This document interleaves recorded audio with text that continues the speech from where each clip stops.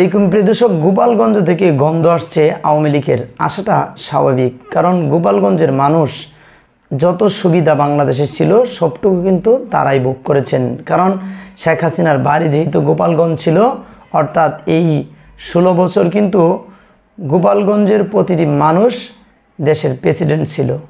তারা এখন একটু আবার মাথাচাড়া দিয়ে উঠছে, অর্থাৎ নাড়া দিয়ে উঠছিল। সেই মুহূর্তেই সেনাবাহিনী কী করলো? প্রিয় দর্শক, চলুন আমরা দুইটি ভিডিওতে বিস্তারিত দেখব।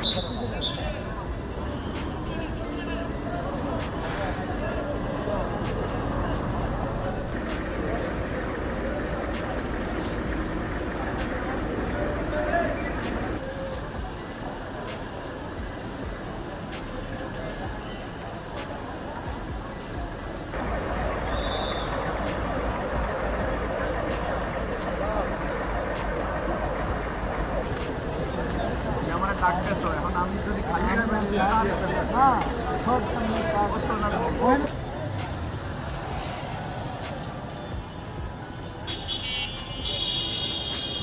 ভাই একটু চলে নাকি ভাই ভাই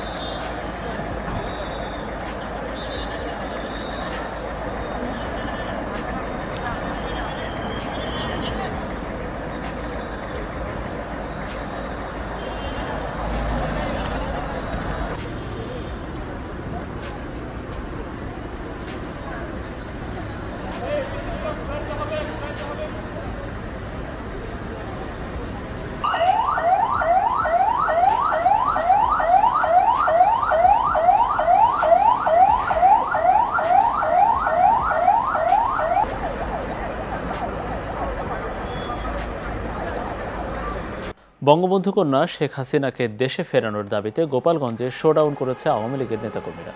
শনিবার বিকেলে সদর উপজেলার গোপীনাথপুরে সাবেক প্রধানমন্ত্রী শেখ হাসিনার পক্ষে আওয়ামী লীগের নেতাকর্মীরা জড়ো হন। তারা ঢাকা খুলনা মহাসড়ক অবরোধ করে বিক্ষোভ করতে থাকেন। আন্তঃবাহিনী জনসংযোগ পরিদপ্তর আইএসপিআর জানিয়েছে, সেনাবাহিনীর দুটি টহল দল ঘটনাস্থলে গেলে তাদের উপর ইট পাটকেল ছুটতে থাকে বিক্ষোভকারীরা। ধারালো অস্ত্র নিয়ে হামলা চালানো হয়।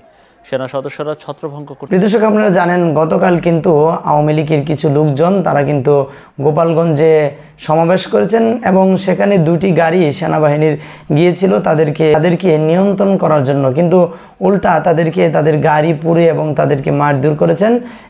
আমরা দেখেছি রাস্তায় ধারালো অস্ত্র এবং বন্দুক সহ কিন্তু তারা নিয়ে মাঠে নেমেছেন। তারা বন্দুক পেল কোথায়?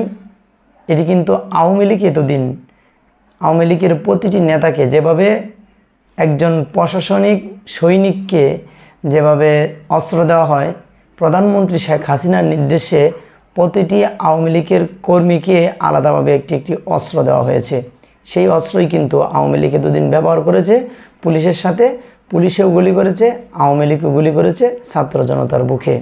তবে প্রিয় দর্শক, এখন আমি যেটা বলবো, কিন্তু গোপালগঞ্জে সেনাবাহিনী টহল দিচ্ছেন এবং কঠোর নজরদারিতার ভিতরে রয়েছেন গোপালগঞ্জের জনগণ। কারণ এখন যদি বাড়াবাড়ি করে তাহলে কিন্তু সেনাবাহিনীর হাতে তাদেরকে ফয়সালা করা হবে।